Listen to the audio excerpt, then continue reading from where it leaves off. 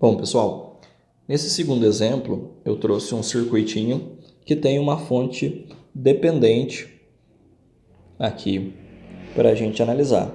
Então, só para a gente entender como que vai funcionar com a fonte dependente, tá? Nessa análise de malha, ok? Vocês podem observar, então, eu tenho três fontes, todas as fontes são fontes de tensão, certo? Com exceção dessa fonte dependente, que ela é uma fonte de tensão controlada por corrente. Qual corrente que é? É essa corrente I1 aqui, ok? Então, 4 vezes o valor dessa corrente me dá o valor da tensão que essa fonte está fornecendo ao circuito. Então, vou montar minha análise de malha e vamos ver como é que fica essa questão dessa corrente I1 para a gente encontrar. Então, vou apagar aqui, vamos fazer essa análise. Pois bem, a primeira coisa que a gente vai fazer vai ser definir o sentido das correntes de malha. Por força do hábito, eu vou colocar o sentido horário. E aí eu vou definir minha corrente de malha, certo? Vou chamar aqui a malha A e aqui do outro lado da malha B. Beleza? Começando pela malha A, vou colocar a malha A aqui do lado, vou equacionar usando a lei de Kirchhoff das tensões. Então, eu vou começar nesse ponto aqui e vou percorrer essa malha no sentido horário,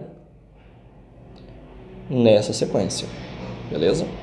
Então, desse ponto para esse ponto, eu vou passar pela fonte de tensão, estou saindo de uma área de menor potencial para o maior potencial, isso vai me dar uma elevação de tensão de mais 5 volts. Cheguei no lado esquerdo da fonte dependente de tensão.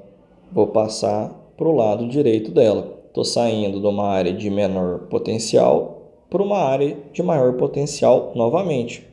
Vou ter um acréscimo de tensão nesse valor aqui. Então, estou ganhando tensão no valor de 4 vezes I1. Depois eu vou descobrir quem que é o I1. Por hora, esse valor aqui é o que me basta. Por fim, cheguei nesse ponto e vou passar para esse ponto. Estou atravessando um elemento passivo.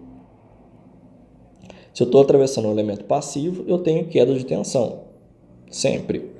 Então, eu vou ter uma queda de tensão no valor V, a tensão genérica. Eu posso substituir esse V aplicando a lei de Ohm. V é igual ao valor da resistência vezes a corrente que está passando por ele. Bom, se eu sei isso, então eu posso substituir esse V por esse valor. Vai ser o valor da resistência vezes a corrente. Tá, quem é a corrente que está passando nesse resistor? Deixa eu limpar aqui. A corrente que está passando nesse resistor, vou considerar como sendo essa corrente que está aqui desenhada. Vocês podem observar que é a interação entre o IA e o IB. O IA está passando no sentido horário, o IB também está passando no sentido horário, mas ele passa subindo. Então, vai ser 4 menos IA menos IB. Certo? Pois bem, paguei até mais coisas que eu precisava. IA e o IB. Finalmente, eu tenho esse ponto aqui e vou percorrer para o lado de cá, certo? Então, eu vou ter a passagem por um elemento passivo, também vou ter uma queda de tensão. Essa queda de tensão, então, vai ser o valor da resistência, que nesse caso também é uma resistência de 4 ohms, vezes a corrente que está passando por ele, que vai ser o IA. E isso vai ser igual a zero, porque eu cheguei no final completando a lei de Kirchhoff. ok? Para a malha B,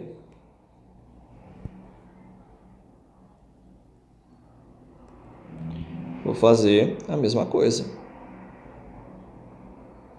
Vou percorrer meu circuito a partir desse ponto, seguindo a orientação que eu tinha determinado previamente.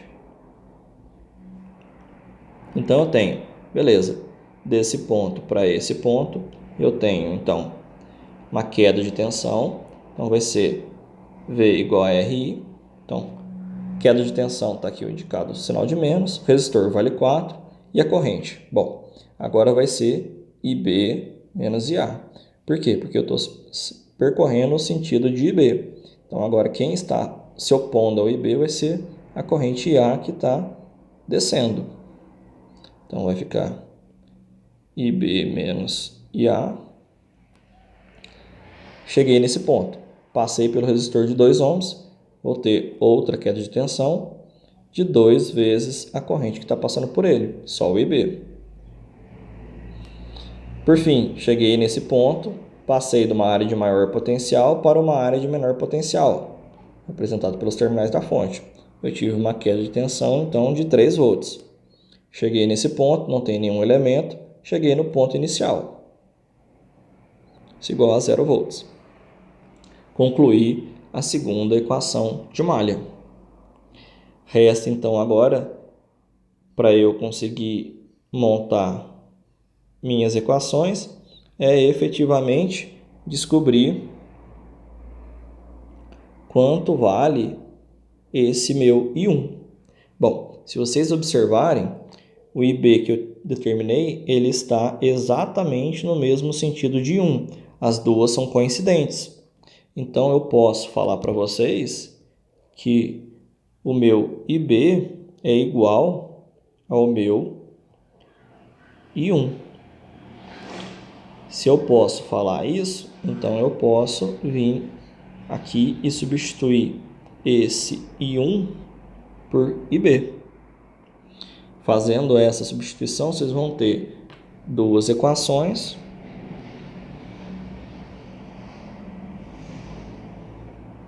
com duas incógnitas.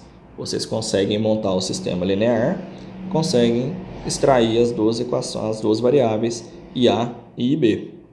Com isso a gente resolve o sistema, resolve o circuito, certo? Então, vou deixar para vocês organizarem as duas equações e resolverem o circuito. No próximo vídeo eu trago a solução do exercício, beleza? Qualquer dúvida, grande abraço.